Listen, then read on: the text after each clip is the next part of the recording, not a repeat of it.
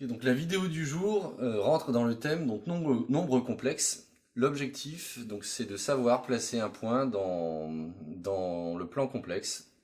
Donc je vous ai représenté à droite un plan complexe avec l'axe des parties réelles en abscisse et l'axe des parties imaginaires en ordonnée. Et ce qu'on voudrait faire, c'est placer un certain nombre de points, donc qui sont inscrits ici, dans ce plan complexe. Donc il faut savoir qu'un complexe est caractérisé par sa partie réelle et sa partie imaginaire. Alors comment est-ce qu'on place un complexe le plus général possible, c'est-à-dire de la forme A plus IB avec A un réel et B un réel? Tout simplement, l'idée c'est de dire, on va placer donc sur l'axe des parties réelles la valeur de A. Donc, par exemple, imaginons que A soit ici. Et on va placer la partie imaginaire sur l'axe des imaginaires. IB.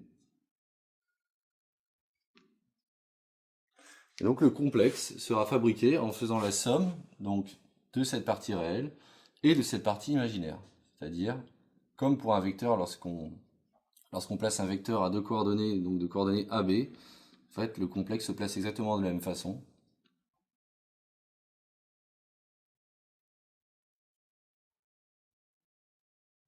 Donc, en combinant donc, la partie réelle qui est égale à A et la partie imaginaire qui est égale à IB. Donc ici, on a bien Z est égal à A plus IB.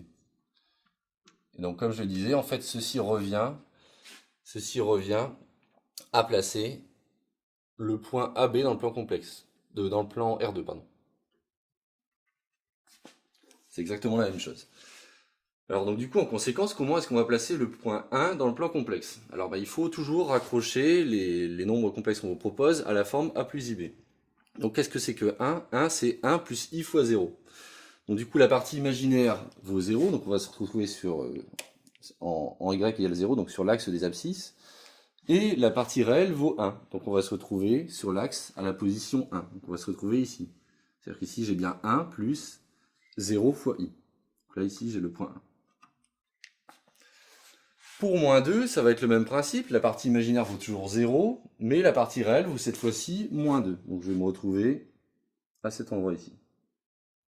Donc là j'ai moins 2. Le nombre I se met sous la forme A plus IB avec A est égal à 0 et B est égal à 1. Donc si A est égal à 0, ça veut dire qu'on se retrouve sur l'axe des ordonnées. La partie réelle vaut 0, donc on est sur l'axe des ordonnées.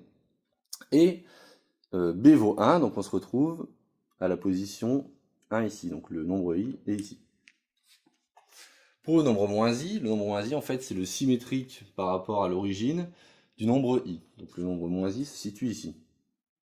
Ça, c'est une première façon de le placer. La deuxième, c'est de suivre ce que je dis depuis tout à l'heure. C'est-à-dire que la partie réelle vaut 0, donc on se trouve sur l'axe des ordonnées. Et la partie imaginaire vaut moins 1, donc on se retrouve ici quand on veut placer moins I. Alors, plus compliqué, qu'est-ce que le nombre I carré? Donc le nombre I carré, c'est égal à moins 1.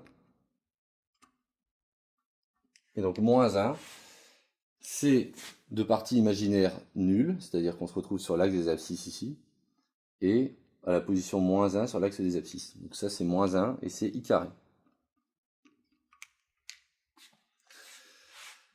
Alors maintenant, combinons un peu tout ça, là on a fait des réels purs et des imaginaires purs. Si on veut placer le point 3 plus 2i, eh ben on va faire exactement ce qu'on a fait dans le cas de A plus IB de manière générale, sauf que cette fois-ci, on a A et B qui sont connus. Donc A vaut 3, donc A va se retrouver, enfin le nombre complexe va être sur la droite verticale qui sera tracée ici. Donc, le nombre complexe va être sur cette droite-là. Et il est de partie imaginaire 2, donc il va se retrouver sur cette droite horizontale-là. Donc le nombre complexe qu'on a créé est à l'intersection de ces deux courbes, c'est-à-dire que le nombre complexe, en fait, il est représenté par ce point-là. Donc ça, c'est z égale 3 plus 2i.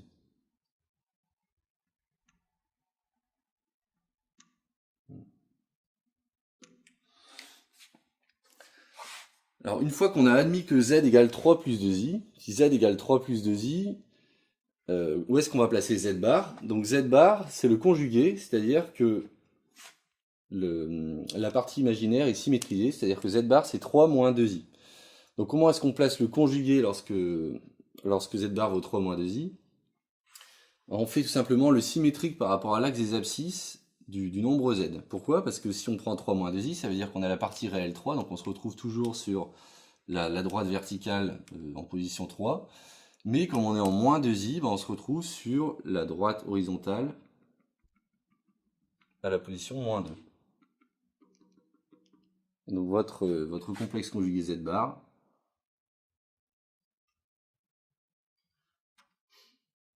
ça va être celui-ci.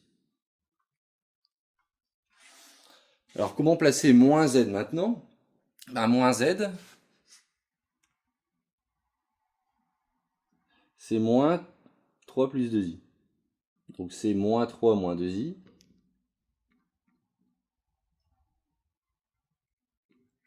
C'est-à-dire que sa partie réelle va être l'opposé de la partie réelle de z, et sa partie imaginaire va être l'opposé de la partie imaginaire de z.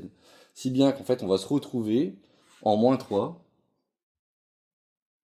et avec une partie imaginaire de moins 2, c'est-à-dire, ici on a le complexe moins 2i, si bien qu'en fait, construire moins z, ça revient en fait à faire une symétrie par rapport à l'origine du nombre complexe z. Voilà. Donc pour terminer, je vais vous montrer comment placer donc un complexe qui est mis sous forme trigonométrique, c'est-à-dire donc sous forme de module fois exponentielle θ. Alors z est égal à 2 fois exponentielle pi sur 3 par exemple. Donc qu'est-ce que le module? Donc le module c'est la distance d'un nombre complexe à l'origine. C'est-à-dire que ici le module vaut 2, ce qui signifie que mon nombre complexe il va se situer à une distance 2 de l'origine. C'est-à-dire qu'il va se trouver en fait sur le cercle qui est tracé ici, qui est un cercle de rayon 2 centré en 0.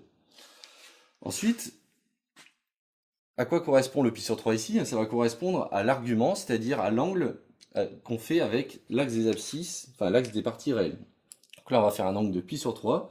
Donc si on fait un angle de pi sur 3, en fait, on se retrouve avec un angle de pi sur 3 exactement ici. C'est-à-dire que ici, j'ai mon angle de pi sur 3. Pi.